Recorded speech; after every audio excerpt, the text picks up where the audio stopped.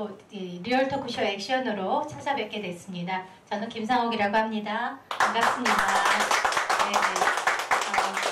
이제 여름이 만연한데요. 오늘 이제 4대 캡틴님 모시고 리얼 토크쇼 액션 지금 시작하도록 하겠습니다. 시작하기 전에 앞서서 오늘 4대 캡틴이신 박창수 총재님을 잠깐 소개해드리고 또 총재님의 또 강연을 먼저 듣도록 하겠습니다. 자, 우리 박창수 총재님은요, 궁금하시죠? 네, 현재 UN 경제사회이사회 NGO 국제녹색 휴머니티 기구의 총재님으로 계시고요. 행정학 박사님이십니다. 박창수 총재님을 부탁드립니다. 여러분 큰 박수로 맞이해 주십시오.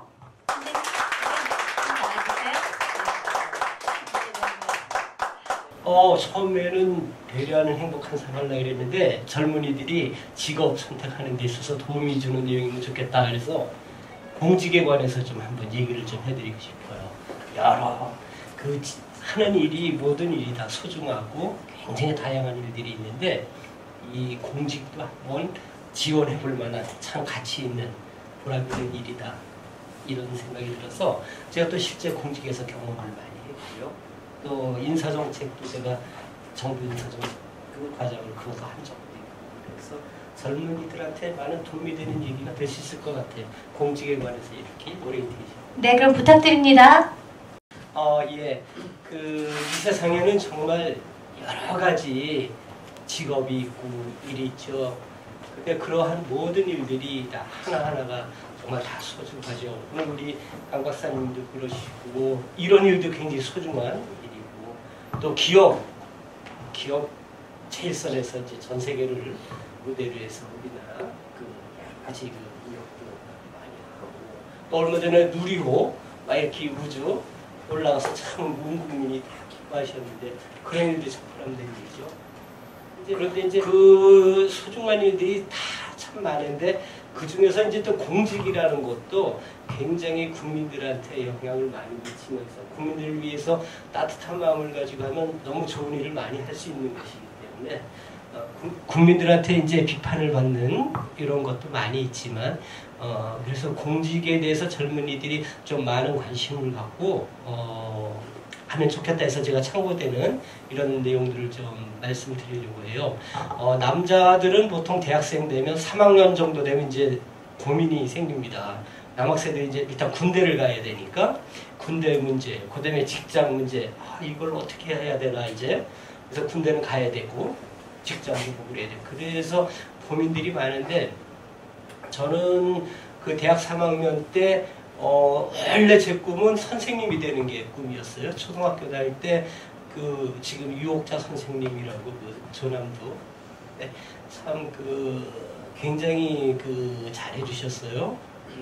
좋은 저거를 많이 해주시고 항상 수업 끝나면 저한테 책을 한 권씩 교무실로 오라 그러셔서 책을 한 권 주고 그럼 이제 가서 읽고 와 그러시면 이제 또 착하니까 그때는 지금 좀 안 착하지만 집에 가서 이제 그 책 다 읽고 이제 갖다 드리면 또 그래 어땠어 뭐 이렇게 그런 것부터 시작해서 굉장히 제가 그 선생님에 대해서 굉장히 고맙게 생각했고 그래서 나도 나중에 크면 우리 선생님 같이 저런 선생님이 돼야지 이런 생각을 했었어요.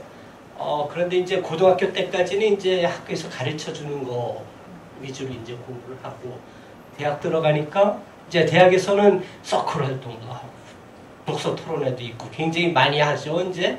그래서 이렇게 대학 생활하면서 이렇게 하다 보니까 사회에 대해서 더 알게 되는 거죠 이제. 고등학교 때까지는 이제 가르치는 것만 이렇게 배웠었는데 그러다 보니까 우리 사회에 지금 현상이 이렇고 현재가 이렇고 이것이 좀 더 나은 방향으로 되기 위해서는 뭐 좀 혁신적이고 정책적이고 이런 일을 좀 하고 싶은데 대학 3학년 꼬마가 뭘 할 수 있겠어요. 선생님 하시는 것도 좋은데 하나하나의 아이들이 이제 가르치는 것도 소중한 일이지만 정책을 만들어서 이 사회를 발전시키는 이런 일이 하고 싶어지더라고요. 대학교 때. 그래서 그때 시작한 게 이제 공무원 한번 해야 되겠다. 공무원도 이제 사무관 시험인 행정고시를 보면 정책결정직이 그때부터 이제 기한도 하고 막 이렇게 정책결정 일에 관여를 할 수 있거든요.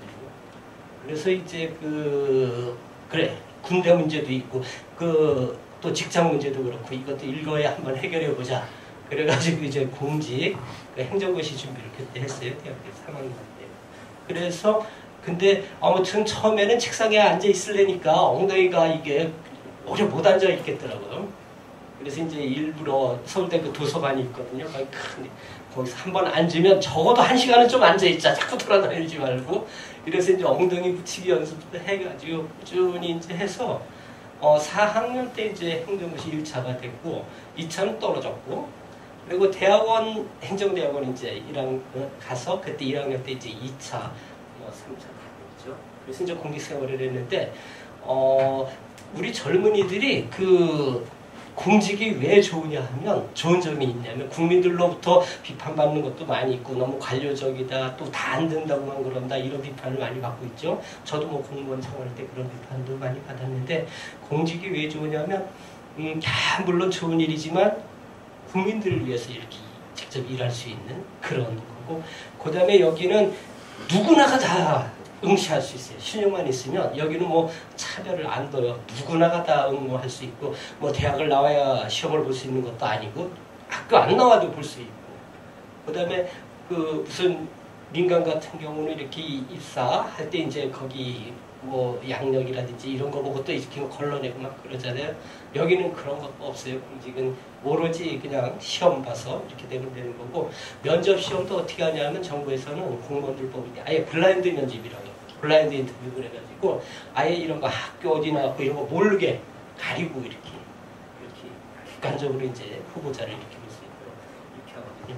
그래서 그 제가 공직 생활 시작할 때까지만 해도 공무원 봉급이 이제 박봉이라고들 그랬어요. 이제 낮다. 이제 그러면서 정부에서는 야 너네들은 지금 봉급은 낮지만 나중에 연금을 받으니 좀 어렵더라도 참고 열심히 좀 일 좀 하자. 계속 이렇게 했었거든요. 그런데 이제 그 민간 부분은 굉장히 막 크고 발전하고 막 그랬죠. 대기업 중심으로 또 중소기업도 그렇고. 그래서 그때 어떤 일을 했냐면 그 공무원 보수 현실화 5개년 계획을 해가지고 단계적으로 이렇게 보수를 이렇게 높여가는 그러나 대기업 수준으로는 못하고 이 중견기업을 기준으로 해서 이제 이렇게 하기 시작했어요. 그래서 옛날에는 정말 공무원 봉급이 낮으면 또 부패의 원인도 되거든요. 싱가포르 같은 경우 정부가 참 깨끗하고 역량 있고 유능한 공무원들을 가득 찬 게 거기는 부정은 엄단하면서 보수는 현실화해 줬거든요. 그래서 그런 것도 우리가 쫓아서 배울 거는 배워야 되니까 이렇게 해서 지금도 공무원 봉급이 이제 높은 수준은 아니고 그렇다고 낮은 수준도 아니에요. 그 정도면 이제 그래도 많이 그 중견기업의 85% 정도 되니까. 그래서 젊은이들이 그 공무원 중에도 근데 여러 가지 종류의 공무원이 있어요. 그래서 진입하는 단계도 9급 공무원부터 시작할 수도 있고 7급 공무원부터 시작할 수도 있고 5급 공무원부터 시작할 수도 있고 그래요. 그리고 분야별로도 굉장히 다양해요. 뭐 일반 행정직도 할 수 있고 또 뭐 세무직도 할 수 있고 또 경찰도 할 수 있고 뭐 사시보면 이제 검사도 할 수 있죠. 법관도 하고 그리고 나는 외교관이 되고 싶다 그래도 외교직도 할 수 있고 나는 정말 국정원 같은데 미국 CIA 같이 우리나라 이제 국정원 가서 정말 그런 일 한번 해보겠다 그러면 그것도 가능하고 경호실 같은 데서 내가 운동도 잘하고 이러니까 경호실 가서 하겠다 그러면 그것도 가능하고 그래서 진입할 수 있는 경로 그리고 할 수 있는 일들이 굉장히 많아요. 예를 들면 이제 공무원이 딱 되면 일반 행정직을 예를 들면 일단은 시험 봐서 이제 합격을 해야 되겠죠. 필기시험 보고 면접시험 보고 해서 합격이 되면 이제 그 15임용이라는 거를 시켜요. 처음에는 바로 공무원으로 임용되는 게 아니라 사무관들은 5급은 1년 그리고 이제 7급, 9급은 6개월 동안 15임용을 하는 게 프로베이션이라고 하는데 그러니까 15기간 동안 일도 배우면서 또 이 사람이 공직자로서 저렇게 잘할 수 있을 것인지 그런 거 점검을 하는데 대부분 거의 다 임명이 돼요. 임명이 되고 그렇게 이제 15임용 기간을 끝나고 정식 이제 배치를 받는데 부처가 굉장히 다양하잖아요. 우리나라에 뭐 기획재정부부터 행정안전부 뭐 많이 있잖아요. 여러 가지 문화체육관광부도 있고 그래서 본인이 가고 싶은 부처를 이렇게 지원할 수 있어요. 1지망, 2지망, 3지망까지. 그래가지고 그게 희망한 대로만 되면 좋은데 소위 인기부처라는 게 있거든요. 그러다 보니까 예를 들면 제가 시험 될 때까지만 제가 그 행정고시 될 때는 그때 인기부처가 이제 속칭 내무부하고 경제기획원이었어요. 지금 식으로 말하면 이제 기획재정부하고 행안부죠. 내무부로 가면 이제 사무관에서 조그만한 군수로 바로 나갔었을 것 같아요. 임명제였고. 그리고 경제계획원은 이제 그 우리나라 경제 발전 5개년 계획을 주도하면서 경제 성장의 엔진 역할을 했었거든요. 그래서 보람도 있었고 많은 어른들도 경제계획원하고 내무부 너무 중요한 부처다 해서. 그런데 이제 거기 지원한다고 다 안 되죠? 성적 가지고 이제 자르는 거예요. 그러면 만약에 1지망, 2지망, 3지망까지 하기 위해서 다들 뭐 여기 했는데 티어가 10명인데 막 30명이 지원하면 20명 거기 못 가는 거죠, 이제. 근데 객관적인 이제 기준이 성적 가지고 이제 하고 또 그 사람이 전공을 뭐 했는지 학교 다닐 때 그런 것도 좀 참고를 해서 이렇게 배치를 하고 그러는데 공직이 제가 봤을 때 여러 그 젊은이들이 하는 이유가 이제 안정돼 있다고 생각할 거예요. 직장이 평생 직장 정년 때까지는 중간에 사고 안 일으키면 뭐 예를 들면 나쁜 일 하거나 이런 것은 평생 정년까지 60세까지는 근무할 수 있으니까 민간기업은 도전적이고 막 진취적이고 이런 것도 있지만 이게 기복이 이제 심하거든요. 근데 여기는 이제 안정되게 60살까지 정년까지는 근무할 수 있다 이런 게 있고 또 하나는 보수 수준도 옛날에는 아주 몇십 년 전에 박봉이었는데 지금은 그래도 먹고 살면서 일은 할 수 있다. 부패 안 하고도 정말 안 하고도 이렇게 할 수 있다. 그런 것도 됐고 무엇보다도 중요한 게 잘 국민들이 모르시는 게 젊은이들도 모르는 게 제가 생각할 때는 굉장히 좋은 장점이 하나 뭐냐면 해외 유학을 갈 수 있어요. 가족들하고 같이. 본인이 한 10년 정도 열심히 일하면 열심히 일하고 그다음에 이제 외국어야 뭐 가고 싶은 나라 언어를 해야 되겠죠. 그것만 되면 한 번씩은 다 기회가 올 수 있어요. 그래서 저도 이 공직의 제일 큰 매력이 나는 해외 유학 보내주는 거 이거 아닌가. 그것도 혼자가 아니라 가족이랑 같이 2년 이렇게 갔다 올 수 있거든요. 저도 상관 들어가서 이제 10년 정도 열심히 일하다가 서기관 진급하고 이제 해외 유학 2년짜리 갔다 왔거든요. 저는 이제 영국하고 미국은 위스콘신대라고 거기 받았고 영국에서는 이제 런던 스쿨 오브 에코노믹스 LSE 거기서 어드미션을 받았는데 미국으로 갔었죠. 근데 저 혼자만 간 게 아니라 가족들도 같이 이제 가는 거죠. 그래서 그리고 또 뭐 기본 봉급 말고도 또 해외 훈련비 이래 가지고 2배 가량 이렇게 나오거든요. 가족들하고 같이 평소에 이제 한국에 있을 때는 죽도록 일하거든요. 공무원 뭐 6시 때 가면 퇴근이다? 이거 아니에요. 실제로는 6시가 뭐예요? 밤늦게까지 일하고 또 그 당시에는 또 늦게까지 일하고 한 10시, 11시까지 일하면 야 가서 입가심이라도 한 번 하고 가자 뭐 이런 것도 많았어요. 그럼 그것까지 하고 나면 집에 들어가면 맨날 새벽이죠. 그런 걸 막 해서 이제 와이프나 애들한테 못 해주다가 해외 이제 유학 한번 2년짜리 가면 그때는 이제 뭐 봉사하는 거죠. 와이프하고 애들한테. 그리고 본인도 뭐 여러 가지 또 공부도 하고.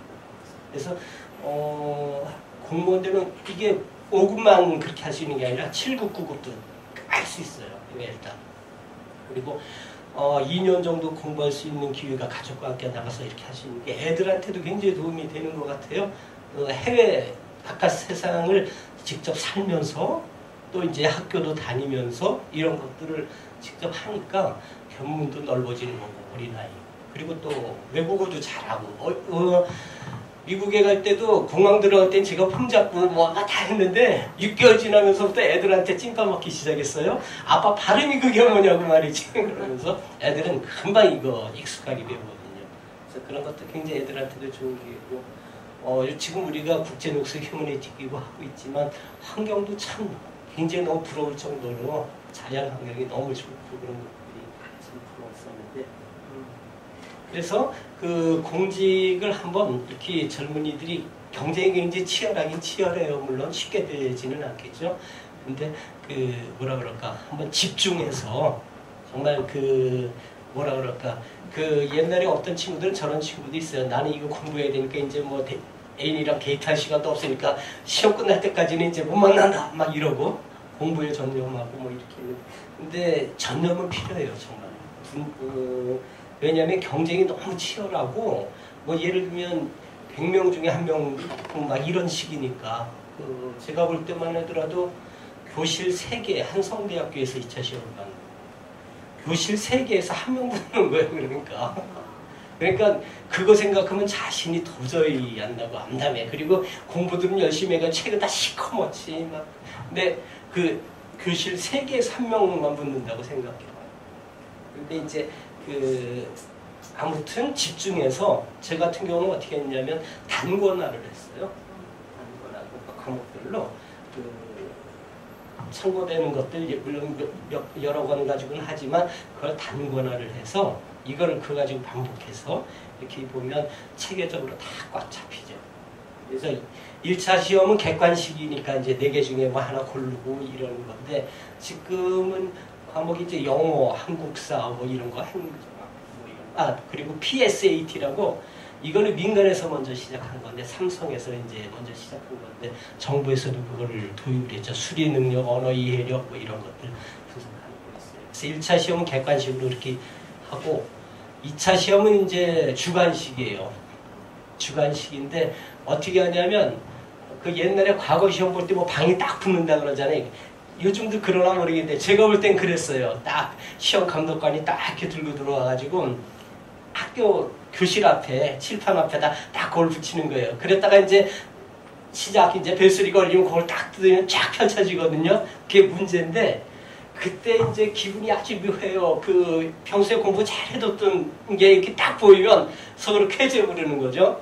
근데 가끔가다 저 또 뭔 소리야 해가지고 그런 거 있으면 약간 당황도 되고 그럼 기본으로 돌아가서 이제 딱 그것도 이렇게 접근해 나가고 그러면 되는 거인데 그런 사람들이 있었고 그래서 아무튼 그 공직에 있으면서 많은 사람들이 이제 국민들은 공무원들에 대해서 이제 비판이 많으시잖아요. 예를 들면 뭐 일도 적극적으로 안 해주고 다 안 된다고만 그러고 그리고 썩었다 이런데 어디서 부정부패하는 거 신문에 나오면 이 공무원들 다 썩었단 말이야 나쁘단 말이야 이러고 그러는데 사실 많은 공무원들이 정말 열심히 일하고 있어요.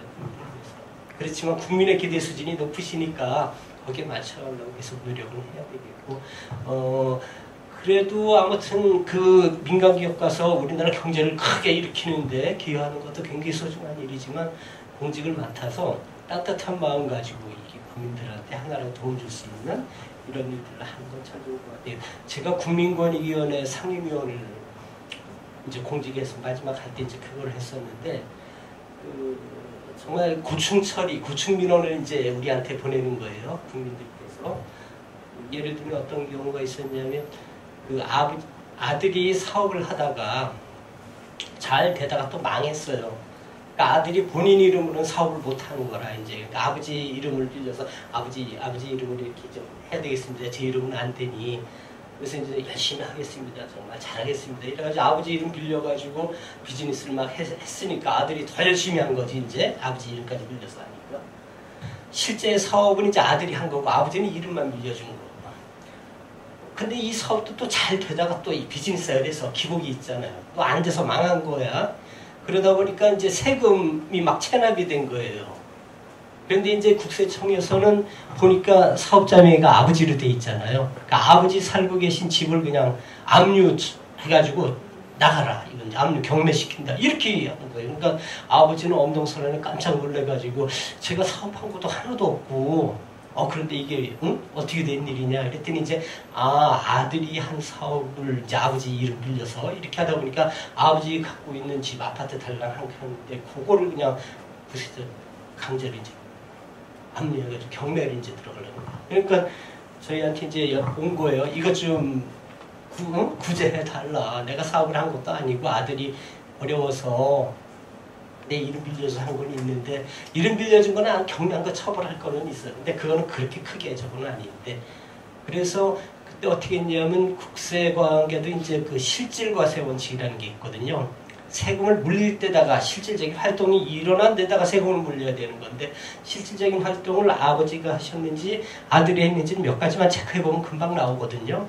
이거는 아들이 사업을 한 거다. 아버지가 한 건 아니다. 아버지는 이제 아들 때문에 이름은 빌려준 건 있는데 그거는 뭐 약간의 뭐 저건 있다 하더라도 아버지 집을 이렇게 압류해가지고 그러는 거 맞지 않다 그래가지고 실질과세 원칙이 안 맞는다 그래서 아버지 그 압류 처분 거 취소하라 땅딱 두들겨가지고 이제 그 구제를 해줬죠. 예를 들면 또 하나 근데 정말 공무원들이 그냥 기계적으로 그냥 규정만 따져가지고 그러면 이거 안 되고 그러니까 국민들 눈에서 눈물 나고 그러는데 따뜻함만 가지고 하나라도 이렇게 좀 하려고 그러면 어떤 일이 있었냐면 또 장애인 아저씨였어. 그래가지고 이제 결혼을 하긴 했는데 그렇게 순탄하지는 않고 행복하지는 못했어요. 그래서 이제 와이프가 떠나갔어요. 이제 장애인 아저씨도 생활이 뭐 그렇게 넉넉치는 않으니까 이제 임대 아파트 이거를 이제 신청을 해서 임대 아파트에 들어갔어요. 근데 어느 날 또 그때도 겨울이었는데 갑자기 귀하는 임대 아파트에 있을 자격이 없다. 나가라 이렇게 된 거예요. 장애인 아저씨. 아니 왜 그러냐 그랬더니 이제 30년 전에 그 떠나간 와이프가 이혼은 법적으로 이혼 처리는 안 돼 있었는데고 그 와이프께서 그 집을 뭘 하나를 산 거예요. 근데 임대주택 들어가려면 집이 있으면 안 되거든요, 가족 중에. 그러니까 자격이 없다, 나가라 이렇게 된 거예요. 그러니까 또 이 장애인 아저씨는 아유 이거 정말 안 되겠다, 좀 구제해 달라 이렇게 본 거예요. 근데 그것도 보면 알거든요. 실제 같이 부부 생활을 했는지 아니면 벌써 30년 전에 이미 헤어져가지고 따로따로 살고 있었던 건데 그래서 이거는 그 같은 부부라고 규정상으로는 지금 그렇게 돼 있지만 실질적으로 그렇지 않다. 더군다나 이 장애인 아저씨 어떻게 보면 이 와이프가 버리고 간 거거든요. 그래서 이 아저씨 큰 걸로 살고 있었는데 겨울에 또 이것도 나가라 그러면 안 되죠. 실제 또 이렇게 부부로 사는 것도 아니고. 그래서 이 경우에도 그냥 안 된다는 거, 나가라는 것처럼 취소해라. 그대로 살 수 있게 해드려라. 그렇게. 그러니까 그 규정상으로만 뭐 이렇게 기계적으로 공무원들이 막 처리하다 보면 이렇게 해줄 수 있는 것들, 해드릴 수 있는 것도 따뜻한 것 하나라도 신경 쓰면 이렇게 좋은 일도 많이 할 수 있어요. 그리고 부모님들이 이제 아들, 딸 결혼할 때 미리 이제 집을 장만해 주는 경우가 있어요. 그럼 또 부모님은 임대주택이 있는데 자녀, 딸이나 아들이 이제 저거를 이제 사준 거란 말이지. 결혼식 저거 하기 전에 미리 이제 한 달 전, 두 달 전 이렇게 더 많이 해주잖아요. 그러면 또 가족의, 동거 가족의 집 소유가 있으니까 나가라 이렇게 또 된 거예요. 임대주택에서. 그래서 제가 그거를 아예 저쪽에다 이렇게 얘기를 했어요. 건교부도 그렇고.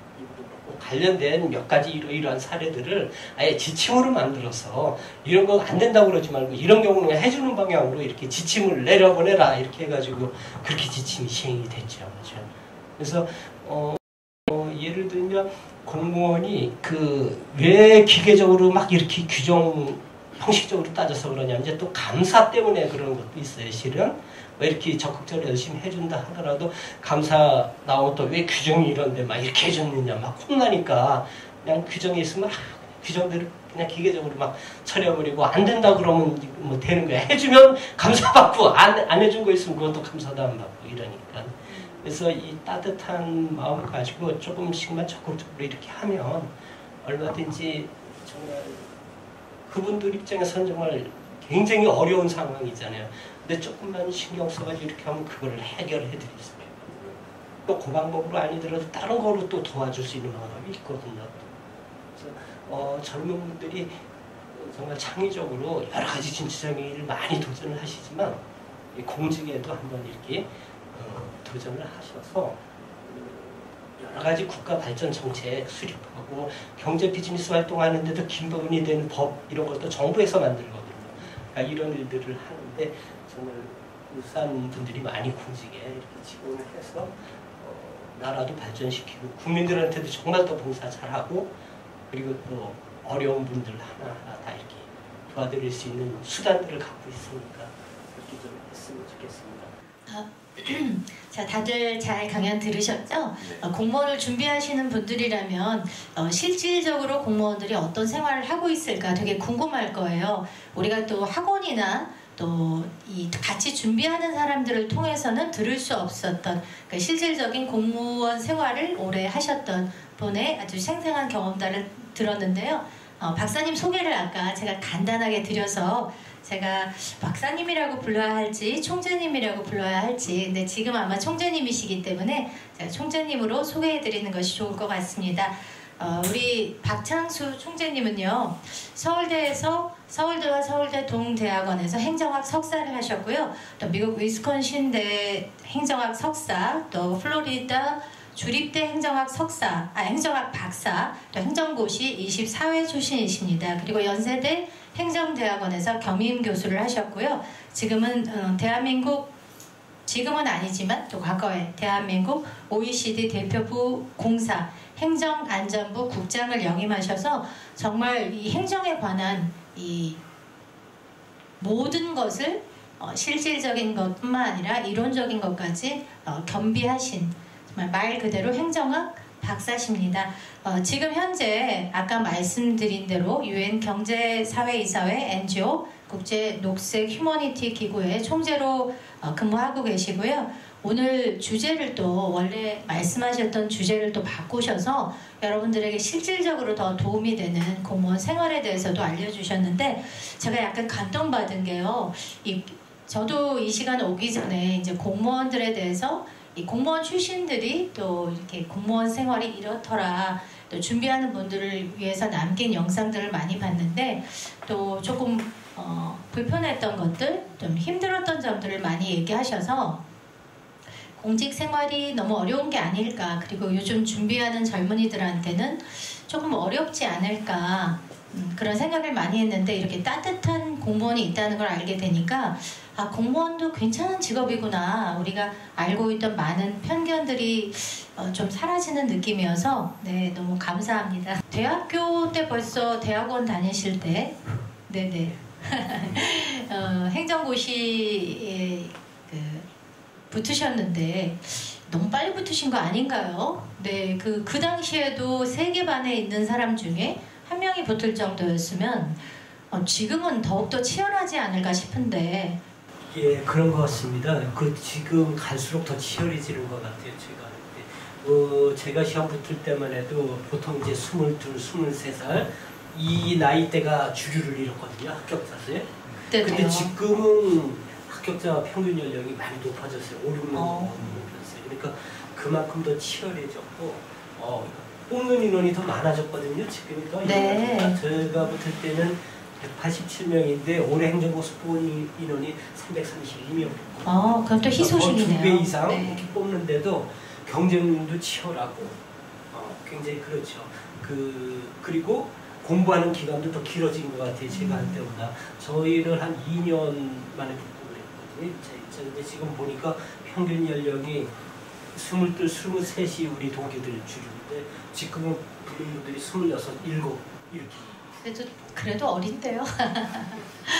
근데 정말 갈수록 더 치열해지니까 붙는 사람들은 대단한 각오로 이 행시를 준비해야지만 붙을 수 있는 좁은 문이기도 합니다. 네, 전념하지 않으면 붙기는 어려워요. 붙고 나서 난 뭐 운이 좋아서 공부 조금만 했는데 붙었다 이런 분들도 가끔가다 있는데 실제로 안 그래요. 다 거짓말입니다. 어떻게 붙겠어요? 열심히 정말 집중해서 피 터지게 전념해서 공부를 정말 집중해서 해야 이게 그래도 그렇지 그냥 뭐 쉽게 뭐 이렇게 막 붙어지고 그러지는 않거든요. 다들 열심히들 하고 정말 경쟁이 치열하고 정말 시험장에 들어가면 자신이 없어질 수도 있어요. 한 번에 한 3, 40명씩 가서 그 중에서 이제 3, 4개 반에서 한 명만 붙는다 이런 생각을 하면 엄두가 안 나죠. 그러게요. 2배로 늘어났어도 정말 또 지원하는 사람들이 워낙 많기 때문에 이렇게 힘든 만약에 행시라고 하면 행시를 붙기 위한 전략이 아까 조금 전에 이제 집중해야지만 된다.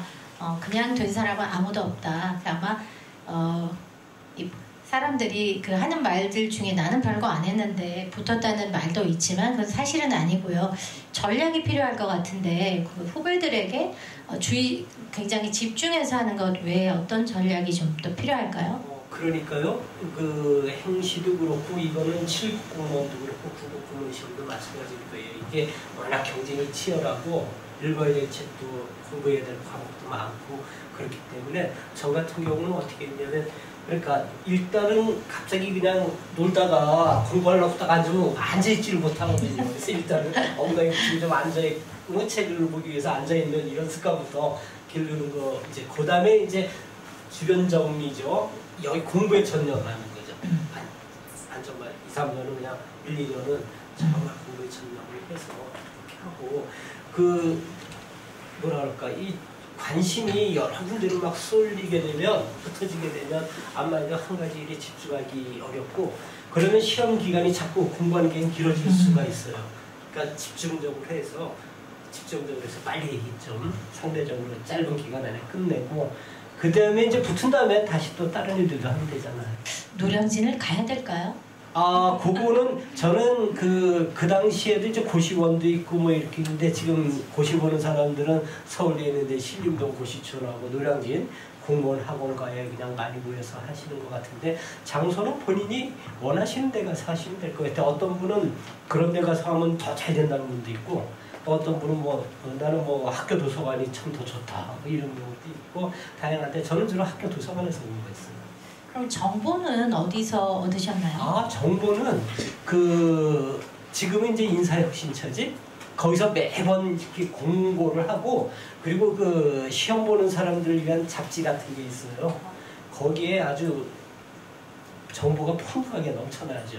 그리고 그 학원가라든지 또 아니면 이제 고시촌이라든지 아니면 학교에서도 선배 후배들 많고 그러니까 정보는 뭐 얻는데 크게 힘들지는 않을 거예요. 그리고 제일 공식적인 정보는 인사혁신처 홈페이지를 들어가면 다 나와 있어요. 1년 시험 계획 공고부터 시작해서 예를 들면 행정 5급 공무원 시험은 언제 1차, 2차, 3차 언제 이렇게 보고 뭐 몇 명 뽑고 과목은 뭐고 이런 것부터 7급 공무원도 마찬가지고 9급 공무원도 그렇고 그거 있고 또 귀하들이 공무원이 되면 이러한 거를 또 좋은 장점이 있고 또 이런 의무도 있고 그런 것들이 거기 다 나와 있어요. 그래서 인사혁신처 홈페이지 거기에 들어가서 보시면 제일 좋을 것 같아요. 예, 공식적인 정보니까. 정보의 시대이기 때문에 여러분들이 그냥 주의 집중해서 공부를 하는 것도 중요하지만 이렇게 지금 정부에서도 알려주는 곳이 있으니까 인사혁신처요? 인사혁신처. 네, 그런 곳에 들어가서 정말 풍부하게 업데이트되어 있는 정보들을 수시로 점검하는 것도 우리가 다 모두 다 잘할 것 같지만 또 그렇지 않은 경우가 좀 많이 있기 때문에 가능한 한 얻을 수 있는 정보는 다 가지고 그 다음에 아까 말씀하신 대로 이 엉덩이 붙이는 연습 그것도 주의 집중을 금방은 안 되더라고요. 잘 안 되죠 처음에는 쓰셔서 많이 그런데 이제 그거 연습하고 나면 또 돼요. 맞아요. 그 예전에도 2, 3년 걸리셨는데 요즘에는 더 많이 걸린다고 하니 정말 집중해서 여러분들이 준비하시면 집중할수록 그 기간을 단축시킬 수 있어요. 맞습니다. 집중 안 하고 분산돼 있으면 기간이 길어지겠죠. 근데 그 아무리 집중을 해도 이 행정고시라는 게 뽑는 인원이 작아가지고 이 도전을 한 몇 번 정도는 하면 좋을까요? 글쎄요. 아니 계속 고시만 보는 사람도 있거든요 주위에. 그런 경우도 있어요. 정말 네. 연세가 이렇게 지긋하신 분인데도 계속 고시 공부를 하면서 여생을 보내시려고 그러나 저분은 이제 이럴 정도로 계속 떨어지는데 네. 또 보면 붙을 가능성 저렇게 공부해가지고 붙을 가능성이 없어 보이는데도 계속 이렇게 하시는 분들도 계시는데 근데 대부분이 다 그러는 건 아니고 이제 그런 네. 분들도 있는데 몇 번 정도나 도전하면 만약에 내가 계속 떨어진다 그러면 한번 누군가한테 이 점검을 받아야 될까요? 주변에서 자동적으로 점검들을 많이 해주세요.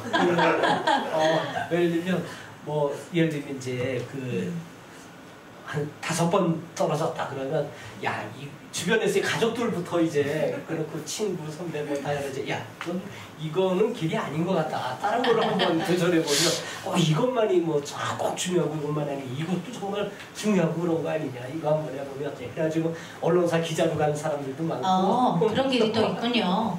네네. 하다가 그게 안 돼서 되는 사람은 국수수고 안 되는 사람들이 더 많죠. 그럴 것 같아요. 그래서 네. 이제 하다가 이제 민간기업에 취직도 하고 또 아니면 기자도 하고 다른 거는 마찬가지죠. 아, 그러니까 그리고 교수로 교수로 가는 가는 게 또 사람. 있군요. 아, 그 얘기 들으니까 좀 위안이 됩니다. 예, 7.8기로 계속 도전해야 되나 이렇게 생각하시는 분들도 있는데 그러면 만약에 이게 5급 공무원이잖아요. 네. 만약에 행시를 준비하다가 계속 제가 낙방을 했어요. 그러면 다른 공무원직으로 도전해봐도 도전해서 괜찮을까요? 합격들을 많이 하죠. 예를 들면 그 행정고시 공부하다가 그거는 안 됐지만 7급 공무원으로 한 단계 이렇게 낮춰 그렇지만 7급도 중요한 저거거든요. 네. 그렇게 해서 그거가 돼가지고 오히려 그냥 공직에서 일을 더 잘해가지고 고시 붙은 친구보다 그래서 더 잘 된 친구들도 있어요. 그 얘기 들으니까 좀 위안이 되는 게 행시를 너무나 인원이 한정적이니까 도전 계속해도 안 될 가능성도 꽤 있는데 그럼 어떻게 해야 되나 했는데 그 한 길을 파다 보니 다른 길로 또 갈 수 있는 길이 열리는 거네. 그리고 행시 공부했던 그 과목들이 7급 공무원 과목으로도 중복되는 게 많기 때문에 그것도 맞습니다. 여러분이 약간 목표를 높게 잡으시는 것도 방법이겠네요. 되면 제일 좋고 아닌 경우에도 열심히 노력한 게 없어지는 건 아니네요. 거 아니죠. 다 네. 기반이 되죠. 그 공부하는 게. 혹시 그 처음에 출발하셨을 때는 너무나 오랜 시간이 지나긴 했지만 첫 연봉이 어떻게 되셨나요? 좀 오래돼가지고.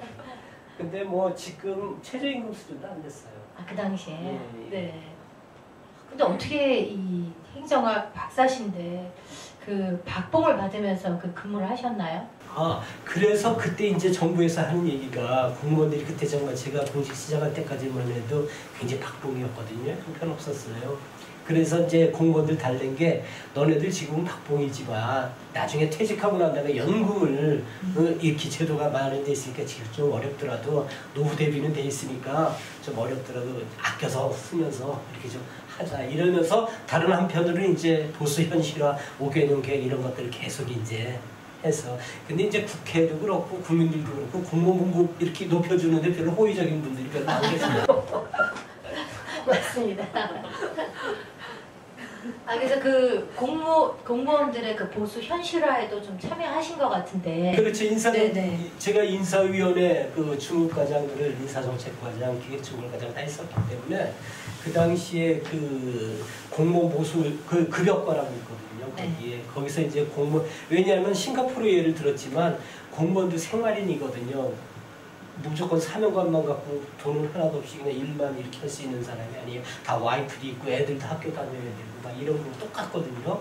근데 그 사람들이 뭐 많이는 못 주더라도 그래도 기본적인 생활을 할 수 있도록 이 수준을 줘야겠다. 그러니까 공무원 가족이나 와이프나 그러면 꼭 궁상 맞다고 다들 이제 봉급도 뭐 없고 그러니까 다른 친구들에 비해서 좀 그런 평도 많이 받았어요. 제가 듣기로 공무원들이 이제 우리가 알고 있는 월급 체계 말고 또 그 외에 또 다르게 이 월급과는 별도로 받는 금액이 있다고 제가 들은 것 같은데요. 그러니까 본봉이라는 게 있고 네. 그다음에 여러 가지 수당들이 또 있어요. 네. 예를 들면 보너스 같은 거 그것도 이제 있고 그다음에 가족 수당 뭐 이런 것들 그리고 또 복지 포인트라는 게 있어요. 복지 포인트요? 네. 그건 뭐냐면 이제 그 공무원들마다 포인트를 주는데 기본 점수를 주고 그다음에 또 가족이 몇 명이고 뭐 이런 거 해가지고 점수를 주면 그 점수 범위 안에서 그게 돈하고 똑같은 거예요.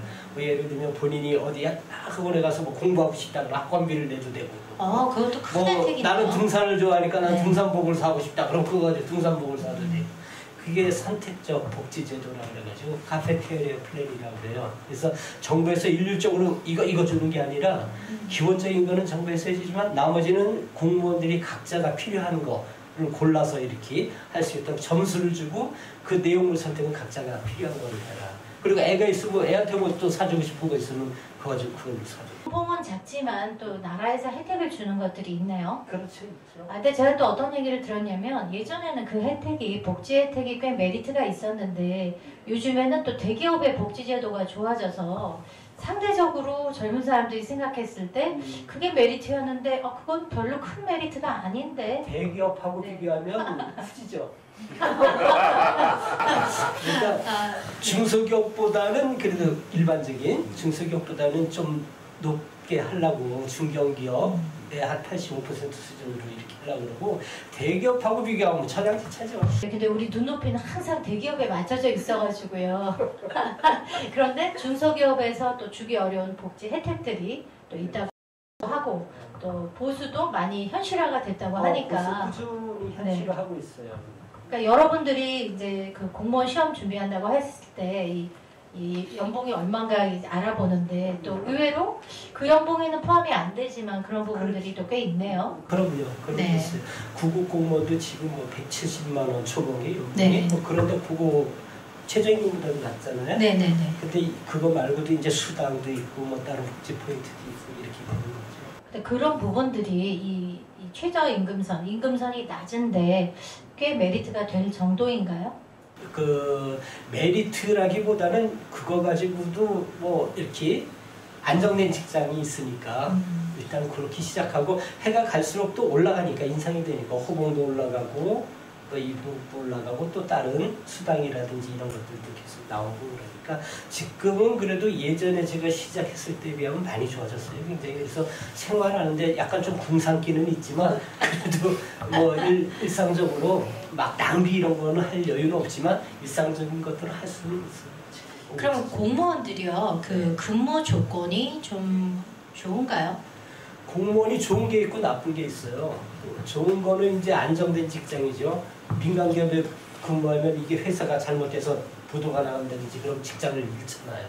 근데 이거 정부는 뭐 이게 없으니까 정년까지는 안정된 직장 계속 갖고 있다는 거 이런 건 좋고 또 하나는 아까도 말씀드렸지만 정말 일하는 게 이게 뭐 그 어떤 뭐 이윤 창출이 아니라 국민들한테 봉사를 한다 이런 사명감 같은 거 많은 공무원들이 국민들한테 혼나고 비판받고 그러지만 실제로 보람 갖고 일하는 공무원들도 많아요.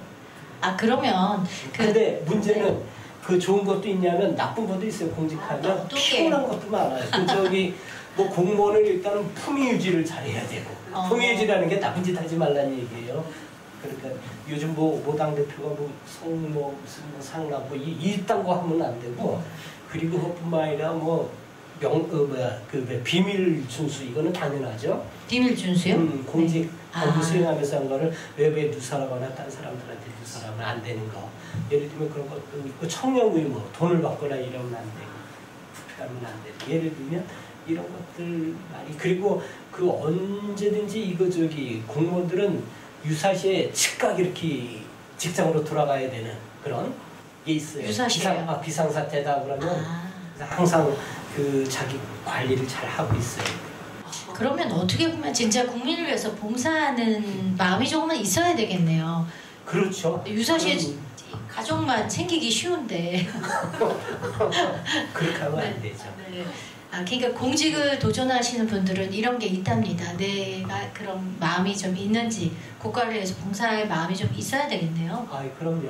그리고 그거는 그 국가를 위해서 그렇고 또 다른 국민을 위해서 본인이 할 수 있는 건데 이렇게 하면 얼마나 또 좋은 즐거움, 행복함 이런 거겠어요.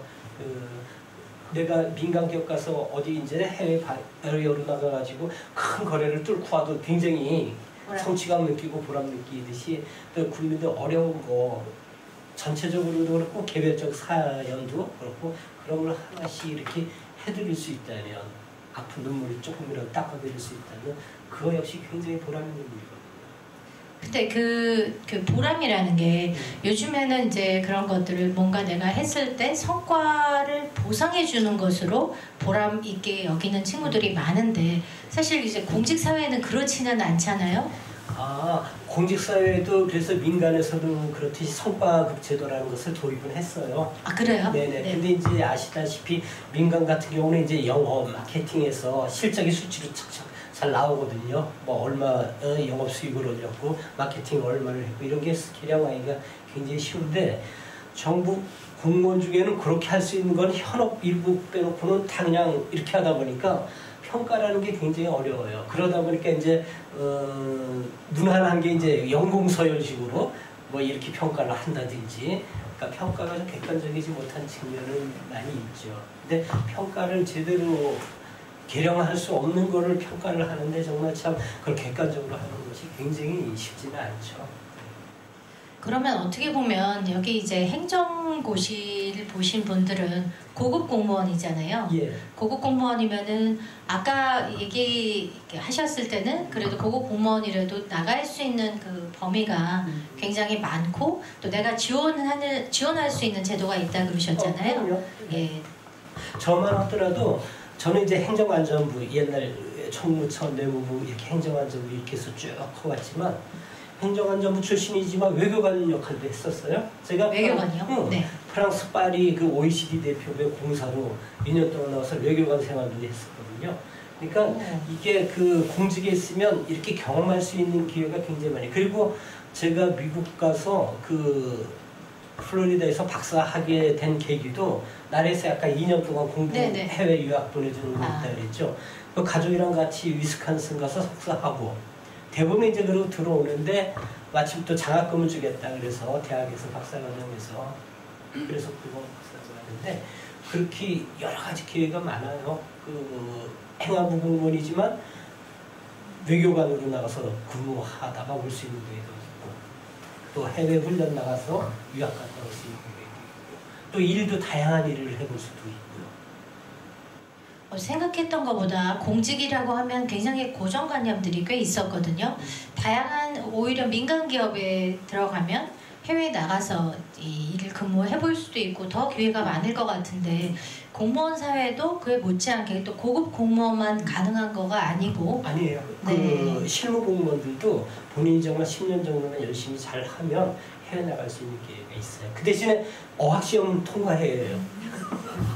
말은 가서 돼야 공부를 하니까. 아니 근데 그게 그러면 이 명목상은 그렇지만 실제로는 나가기 어렵다거나 그렇진 않나요? 본인이 의욕만 있으면 다 나가니까 그게 뭐 불가해가지고 그런 상황은 아니에요. 누구나 의욕하고 그 대신에 영어 나가서 공부하려고 하는 언어 그거 밑바탕만 돼 있으면 나갈 수 있어요. 아니, 시험 봐서 너무 큰 장점이네요. 우리가 그러니까요. 네. 그게 저는 아마 공직 중에 매력 중에 그게 제일 큰 매력인 것 같아요. 제가 생각할 때는. 도전하지 않았던 저로서는 공무원 여러분들이 다 알고 계신지 모르겠지만 또 이런 혜택들이 정말 많이 있네요. 우리가 유학 한번 가기가 얼마나 어렵습니까? 그러니까요. 그걸 또 가족도 다 같이 네. 할 수 있거든요. 저는 그래서 아까 공무원을 계속 하고 계셨는데 어떻게 또 외국에서 석사도 하시고 박사도 따셨을까 그게 되게 궁금했거든요. 정부에서 보내준 거예요. 석사는 정부에서 보내줬고 간 김에 이제 박사는 장학금 주겠다 해서 거기서 하고 그 대신에 박사과정한테 휴직을 하고 하는 거죠. 정부 그 공무원법에 그렇게 제도를 만들어놨어요. 박사 학위 따기 위해서 휴직할 수 있는 이런 제도가 있어요. 그 휴직을 하면은 월급이 안 나오지 않나요? 박사 휴직을 하면 첫 2년은 본봉의 50%를 지원해줘요. 공부하느라고 휴직했으니까. 그 후로는 안 주고. 그러니까 빨리 박사를 마무리해야죠. 네. 집중해서. 집중에는 또 대가시기 때문에. 그게 이제 기간을 길게 안 끌고 가는 척경이에요. 그러니까 이게 너무 좋은 제도네요. 이 기간도 너무 많이 주진 않으니까 이 동기를 스스로 주면서 빠른 시간 내에 따야 되는 그렇지만 약간 기초적인 생활은 할 수 있을 정도로 50%를 주니까 네, 그거라도 나오니까 좋죠. 훈련 그러니까 석사과정 2년 할 때는 풀로 나오니까 공공 나오고 또 그거 한 배 정도 더 나오고 훈련비가 나오니까 여유 있게 이제 모처럼 가족들한테 봉사하면서 공부하고 이럴 수 있거든요. 네. 그럼 업무는 안 하시고 그렇게 해외 훈련 나가 있을 때는 일단은 공부를 하러 갔으니까 공부를 열심히 해야죠. 그러니까 학위를 숙사하고 따야지. 너무 좋네요. 진짜 공부는 할 걸 그랬어요. 그리고 이제 보고서를 써야 돼요. 갔다가 네. 오면 내가 연구를 이거를 했는데 이렇게 마쳤다. 내용은 이거고 그래서 그냥 가서 나갔다 왔는데 보고 없으면 안 되고 이 보고를 반드시 해야 돼요. 그런 거 보니까 국민들이 공무원을 정말 믿어야 되겠네요. 나라에서 이 체크하는 제도도 많이 있고 또 공무원이 또 열심히 일할 수 있도록 이런 혜택도 주니까 여러분들이 이렇게 딱 본 것만 생각하면 뭐가 또 대기업에 비해서 또 비교가 되지만 다른 또 보완해주는 제도들이 있네요. 네. 아까 제가 이제 여쭤봤던 게 너무 따뜻한 공무원 그리고 보통은 이제 공무원들 제가 예전에 경험했던, 요즘은 공무원들이 너무 친절하신데 예전에 경험했던 공무원들 중에는 규정이 이러니까 어쩔 수 없어요, 이렇게 말씀하신 분들이 있었는데 한편 이해가 되는 면도 있네요. 아니 그럼요. 그 일단은 그 법령 준수 의무라는 게 있어요. 보면 기본적으로 모든 게 법에 맞게, 법에 정해진 대로 법에 어긋나게 해서는 안 되거든요. 그런데 이제 일부 아까 그 사례들을 보듯이 형식적으로는 그게 법에 맞게 하는 거지만 실질적으로는 그렇지 않은 거를 그냥 기계적으로 처리해 보려는 거거든요. 그래서 그런 경우 같은 경우 실질적으로 법 정신에 맞는지 이런 거는 좀 약간의 용기도 필요해요. 적극적인 마음 자세도 필요해요. 그러면 그 어떤 공무원이 되냐는 본인이 또 결정할 수 있는 거네요. 그 기존에 뭐가 규정에 있어서 할 수 없어요라고 말을 할 수도 있고 조금 용기를 내서. 많은 공무원들이 딱 1, 2년 처음 들어와서는 열심히 해요. 정말 뭐 적극적으로 해주려고 그냥 막 그러고 그러는데 한 몇 년 되면 이제 감사도 받고 그러면 또 이제 일 많이 한 사람이 감사 제일 많이 받거든요. 또 그러다 그리고 또 규정을 감사는 또 적법성 위주로만 감사를 자꾸 이렇게 하는 경향이 있어요. 그러니까 규정이 이렇고 규정의 정신이 이래서 이렇게 해줬다 그러면 그래도 규정 위반 아니냐 이렇게 또 막 그런 경우가 있어요. 근데 이제 저는 다행스러웠던 게 그 국민권익위원회 상임위원을 하다 보니까 그 우리가 이렇게 이거는 이렇게 좀 하세요 이래가지고 우리 공문을 받아서 이렇게 하면 그 공문은 다치잖아요. 감사 나와서 이러더라도 아 이거는 권익위에서 이렇게 하라고 와서 이렇게 했다 그러면 괜찮기 때문에.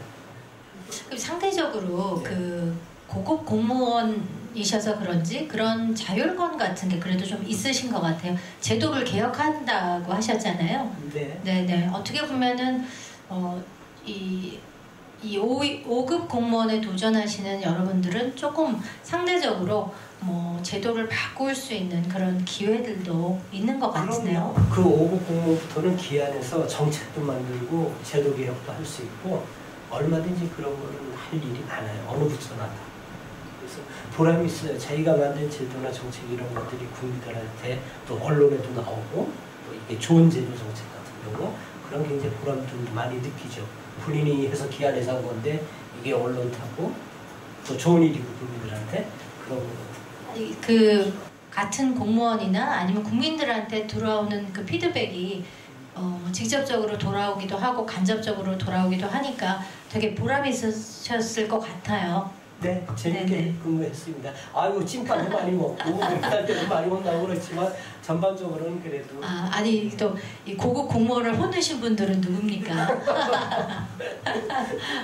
뭐 국민들한테 찐빵 제일 많이 먹고요. 저도 항의한 적 여러 번 있는데 반성해야 되겠네요. 저는 그 국민들께서 그러시는 걸 이해를 해요. 왜냐하면 공무원들이 정말 국민 전체에 대한 봉사자로서 또 국민 세금으로 보급받고 이러고 있는데 열심히 해야 되는데 이제 기중에는 그냥 규정이 돼서 안 돼요. 이런 경우가 많거든요. 굉장히. 그러다 보니까 이제 나쁜 놈들이라.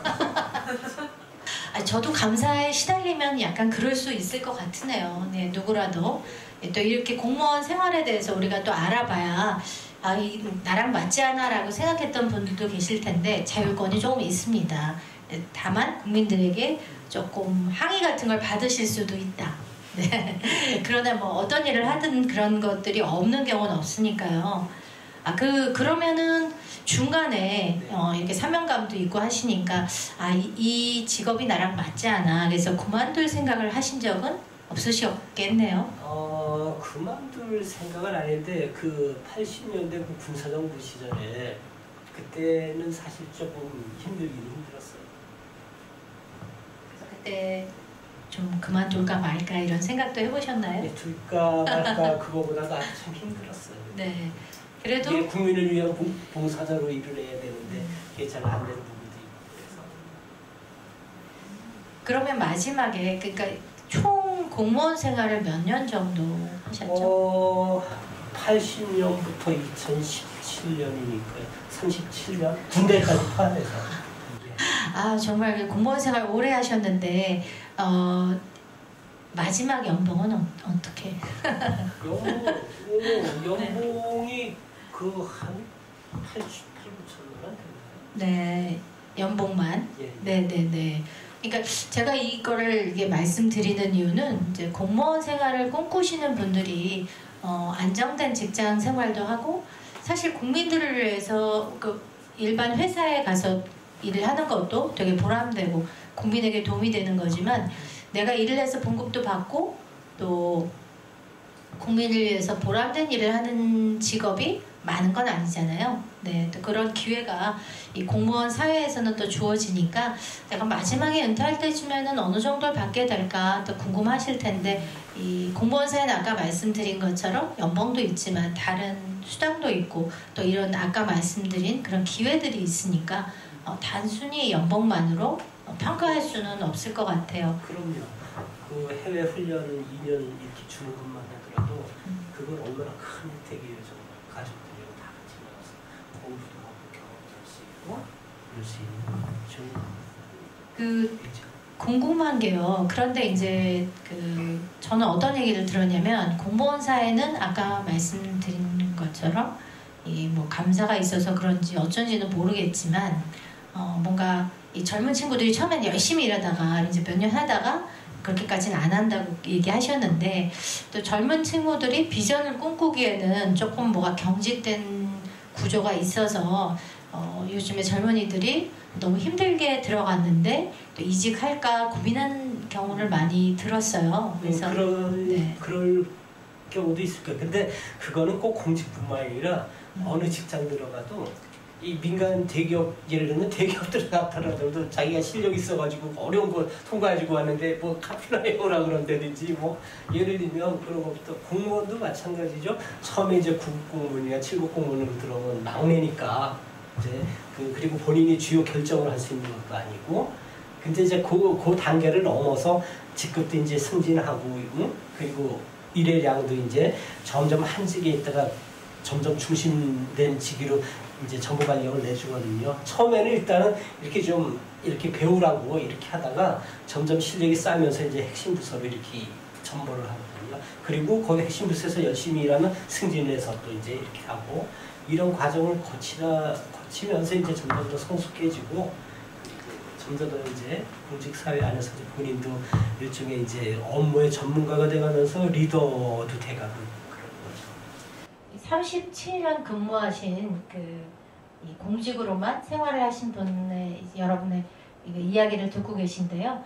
그럴 것 같아요. 어느 직업에서나 처음에는 다 중요한 일을 맡지 못하고 정말 대학에서 열심히 준비해서 들어왔는데 본인이 보기에 하찮은 일을 시키면 되게 화도 나고 짜증도 날 것 같은데 다 시간이 좀 필요해서 전문가가 되는 그 과정인 것 같은데요. 그렇죠. 처음에 예를 들면 행정고시 붙은 친구들만 하더라도 처음에 일단 소속기관 같은 데는 이렇게 보직 발령을 줘요. 그다음에 군부국에서도 이제 제일 많이 썼고 그래서 거기 있으면서 이제 업무도 배우는 거예요. 이제 배우다가 점점 실력이 쌓아가면서 중후국으로 딱 옮겨가는 거예요. 그러다가 이제 거기서 축도록 일하고 그다음에 이제 승진을 해서 이제 또 다시 또 이렇게 좀 예를 들면 사고가 나다 서기관 되면 또 과장을 해야 되거든요. 더 중요한 직위. 그러면 중요 핵심 과장 하게 수는 없죠. 바로 거기서 또 저쪽 좀 덜 중요한 그런 거는 아니지만 조금 그런 소속기관에 있는 과장부터 거쳐서 또 이제 또 본부에 여기 거치고 그다음에 이제 핵심 부서로 가서 또 축도록 일하다가 이제 죽도록 항상 있네요. 죽도록 안 하면 정말 승진 못해요. 그렇군요. 그건 똑같네요. 그러면 저희가 대화 나누는 중에 또 관객석에서 또 질문과 또 뭐 이야기하고 싶으신 게 있는지 제가 한번 또 여쭤보도록 하겠습니다. 혹시 질문이나 또 공무원에 대해서 어떤 경험을 좀 남다른 경험을 갖고 계시면 또 사례가 있으시면 한번 또 손을 들어주시면 저희가 마이크를 넘기도록 하겠습니다. 잠깐만요.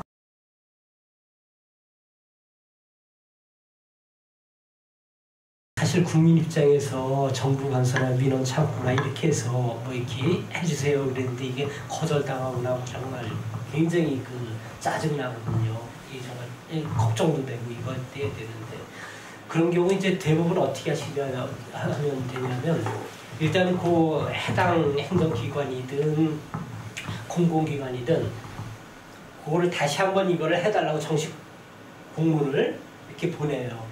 그런데 그러면 대부분의 그 기관들은 이건 뭐 규정이 이래서 안 돼요, 양해해 주시기 바랍니다 이렇게 온다고 천편일률적으로.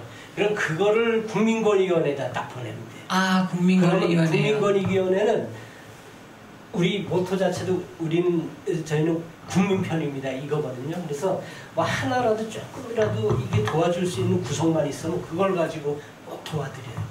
그래서 대부분의 이제 어떤 뭐 예를 들면 뭐 노동청도 뭐 고용노동부도 그렇고 국세청도 그렇고 뭐 일단 시청 구청도 그렇고 그 처분 행정 처분 한 데다가 이것 좀 이렇게 좀 이것 좀 해주세요 아니면 이것 좀 바꿔주세요 아니면 우리 민원 이거 있으니까 좀 해결해 주세요 이러면 1차 해본청에서 해주면 제일 좋은데 이 기관들에서는 대부분 아이고 뭐 규정상 어렵게 됐으니 뭐 양지하시기 바랍니다 이런 식이에요. 그럼 그거를 딱 받아가지고 권익위원회에다 딱 보내면 권익위에서는 이제 이거를 이제 그 하나라도 그 시각이 행정기관 편이 아니라 국민 편에서 일을 시작하거든요. 그래서 하나라도 이 민원인 입장에서 이렇게 하고 조사관들이 또 있어요 권익위에. 네. 그 안건에 대해서 조사 분석을 해요. 그래서 규정상으로는 이런데 규정의 취지는 이렇고 민원인의 고충은 이거고 이게 어렵다. 그러면 그거를 해결할 수 있는 방법이 여러 가지가 있어요. 그 행정기관에서 1차 기관에서 안 한 거, 그거를 이제 우리 권익위원회에서 이건 이렇게 해도록 해드려라 이렇게 두들겨가지고 보내주면 그거 이제 되는 거고. 그거가 아니고 또 다른 방법으로 도와줄 수 있는 길은 없느냐. 실질적으로 이 민원인의 어려운 거를. 그러면 실질적으로 민원인의 고충을 해결을 하는데 그 규정이 아니라 다른 거를 통해서 도와줄 수도 있는 것도 있고. 그래서 그 항상 해당 기관에다가 1차적으로는 신청을 하고 이것 좀 고쳐주세요. 이것 좀 해주세요. 이렇게 하고 그거 뭐 99%는 다 뭐 규정이 그래서 안 됩니다. 뭐 이래가지고 올 수도 많은데 거기서 해결해 주면 제일 좋고. 근데 거기서 안 됐을 때 그 처분된 보내온 문서를 해가지고 권익위원회에다 보내서 여기다가 이렇게 했는데 이게 안 됐는데 저는 이게 정말 어렵습니다. 고충이 심합니다. 그리고 이렇게 해줘야 되는 게 아닙니까 정부에서 이렇게 해가지고 권익위에다 보내면 권익위에서 조사관이 지정이 돼요. 그럼 그 문서에 대해서 그럼 그 조사관이 이제 그 행정청도 조사하고 이 안건에 대해서 조사하고 그래가지고 고충인의 고충을 어떻게라도 해결해 드리려고 그렇게 노력을 하는 기관이 국민권익위원회니까 그렇게 신청하시면 아마 그 많은 부분이 해결. 네, 또 저희 권익위원회가 어떤 일을 하는지 또 잘 알게 됐습니다. 또 하는 일이 정말 많네요. 국민을 위해서 일하는 기관이에요. 거기 정말 국민들이 어려운 옛날에 신문고라는 거 보셨죠? 신문고. 네. 그 옛날에 조선시대 때도 어려운 거 있으면 신문고 딱 부고를 내면 임금이 왜 울렸느냐 뭐 저기 뭐가 어려운 게 있느냐 그러면 이제 해결해 주는 거예요. 아유, 여기는 팀으로 움직이는 신문고입니다. 네, 정말이에요. 전문가들도 포진돼 있고 그리고 기본 지향이 국민 편이에요. 너무 좋은데요. 권익위원회가 이런 곳인지는 정말 처음 알았습니다. 아 네. 그렇습니까? 네네. 이게 주로 행정안전부에서 주로 일을 하셨나요? 네. 그러면 나오신 김에 여러분들이 이제 행시 출신들도 여러 군데 지원할 수 있다고 아까 얘기하셨잖아요. 네. 행정안전부는 좀 어떤 일을 하는 곳인지 조금 더 네. 어떤 업무들을 하셨는지. 행정안전부는 기본적으로 이제 정부 조직 옛날에 또 인사관리까지도 거기서 다 했었는데 지금 이제 인사혁신처로 나가는데 조직 관리하고 그다음에 행정총괄하고 지방행정을 관리를 해요. 네. 그러니까 전국에 자치단체들이 많잖아요. 시도, 시군구. 그래서 지방행정, 지방재정 뭐 이렇게 다 그런 것들을 총괄하는 그런 기관이. 그리고 요즘엔 좀 재난안전까지 같이 하고 있죠. 행안부에서. 코로나 막 할 때 중앙재난안전대책본부 행안부 장관 나와서 뭐 이렇게. 아 그렇군요. 네. 불나도 어디 산불나도 지역에서 난 거는 그냥 그 지역에서 하는데 네. 막 크게 나면 이제 중앙재난대책본부장이니까 행안부 장관이 그런 거. 맞아요. 우리가 이제 그런 일들을 잘 모르니까 이렇게 아주 정통하신 분이 나오셨을 때 이렇게 여쭤보게 됐고요. 그러면 지금 하시고 계신 일을 잠깐 좀 여쭤봐도 될까요? 예, 제가 옛날에 그 감명받았던 게 미국의 카터 대통령이라고 있어요. 네. 그분이 대통령직 잘 수행하고 끝나고는 이 양반이 이제 봉사활동을 하러 전 세계를 돌아다녔어요. 아프리카 같은 데 가서 막 나무로 집 지어주고 막 이런 거를 했어요. 그래서 참 아름다운 삶이다. 군직 열심히 대통령하고 끝나고 나서 전 세계 못 사는 나라 돌아다니면서 나무로 집 지어주고 이런 거 열심히 하고 막 그래서 저도 일단은 공직을 이제 마무리를 하면서 그 단체를 이제 사단법인도 하기는 했지만 아예 유엔에다가 한번 해보자 이래가지고 아예 유엔 NGO를 이렇게 승낙을 받았어요 작년에. 그래서 이제 유엔 경제사회이사회 아까 소개해 주신 대로 NGO 국제녹색 휴머니티 기구가 만들어졌는데 제목에서 보듯이 녹색하고 휴머니티가 중점이에요. 물론 환경, 기후변화는 기후변화, 지구온난화에 대한 환경 보호하는 거, 숲 환경 보호하고 또 에너지도 중요하니까 절약하고 효율화하고 ESG 경영이라고 알죠. 네, 인바이러먼트, 소셜, 그리고 가버넌스 투명하게 하는 거, 환경하고 사회적 기여하는 거 이런 것도 하고 여러 가지 이런 숲 환경 보호하는 문제. 그다음에 휴머니티 관련된 거는 이제 인도주의 실천하는 문제. 우리나라든 외국이든 어려운 분들 이렇게 같이 하는 거예요. 예를 들면 먼저 번에 강원도 동해안 산불 났을 때 우리가 또 그분들 적십자사랑 협력해서 지원해드렸고 일상적으로 뭐 노숙인 독거노인들 맨날 밥 봉사하느라고 맨날 그러고 있고요. 저 우크라이나 저기도 우리가 또 이렇게 해서 대한적십자사 통해서 우크라이나에 지원을 했고 먼저 번에는 그 우크라이나 대사 같이 참석해가지고 우크라이나 평화위원 그 자선음악회가 롯데 콘서트에서 하고 있죠. 그래서 앞으로는 그래서 환경 문제하고 인도주의 실천하는 문제를 중점으로 하면서 유엔의 그 지속가능 발전 목표라는 게 있어요. 그게 SDG라고 그러는 건데 17가지 목표가 있는데 그거를 요약하면 이제 5개 P, 플래닛 지구 환경부, 피플 사람, 이렇게 휴머니즘 이거 관련되고 인도적인 활동, 프로스페러티 우리 이사장님 관심 많이 갖고 계시는데 번영, 그러니까 경제 성장, 일자리, 혁신, 인프라스트럭처 이런 거 다 포함해서 그리고 그린 그로서 녹색 성장하는 방식으로 이렇게 하는 거. 그다음에 피스 평화, 우크라이나의 전쟁을 한다 이러고 파트너십 우리가 이렇게 MOU도 같이 하고 국내적으로 그렇고 해외랑 이런 일들을 해서 결국은 이 지구상에 태어난 한 사람도 소외되지 않게 만들려고 그러는 게 SDG의 목표예요. 아니 그 공직 생활 하시면서도 국민들 위해서 봉사하셨는데 이제는 이제 대한민국을 또 넘어서셨네요. 아 이제 그렇죠. 이게 잘 좋은 게 다른 이거는 그 우리나라의 본질이 있는 거예요. 헤드쿼터가. 네. 다른 경우는 예를 들면 뭐 국경원의사회, 그린피스 우리나라에서 활동하지만 그 본질은 외국에 있는데 우리는 거기 지회로 하는데 이 국제녹색 휴머니티는 대한민국의 주인이 있고 주축 본부가 있고 다른 나라들이 이제 여기 하고 지부로 되는 거죠. 아니 너무 멋지지 않습니까? 우리나라가 중심이 돼서 이 좋은 일을 우리나라에서 먼저 시작을 했다는 게 되게 뿌듯하고 자랑스럽네요. 네. 자랑스러우면 같이 해주세요. 알겠습니다. 또 이 프로그램 보시는 많은 분들이 우리나라에서 또 이렇게 좋은 프로그램을 기획해서 전 세계적으로 또 녹색 휴머니티 또 이 그 활동을 지금 직접 하고 계신데 여러분들도 같이 동참해 주시면 얼마나 좋겠습니까? 대한민국에서 이 평화롭고 이 사람들을 위한 이런 이 기구를 통해서 여러분들이 얼마든지 동참하실 수 있으니까 관심 가져주시고요. 다시 한번 그 이름이 어떻게 되죠? 국제 녹색 휴머니티. 네, 여러분들이 그 이름을 기억해 주시고 또 사이트에 들어가셔서 어떤 일들을 하고 있는지 한번 관심 가져주시면 감사하겠습니다. 네, 홈페이지 사이트가 있습니다. 네. 국제 녹색 휴머니티 기구 인터넷으로 네이버에서 치면 사이트가 네, 여러분이 지금 그 리얼 토크쇼 액션을 함께 하고 계신데 여기 나오시는 그 캡틴 여러분들은 여러분들의 그 직업에 대한 정보도 알려주고 계시지만 그분들이 하시는 일들이 참 놀랍지 않습니까?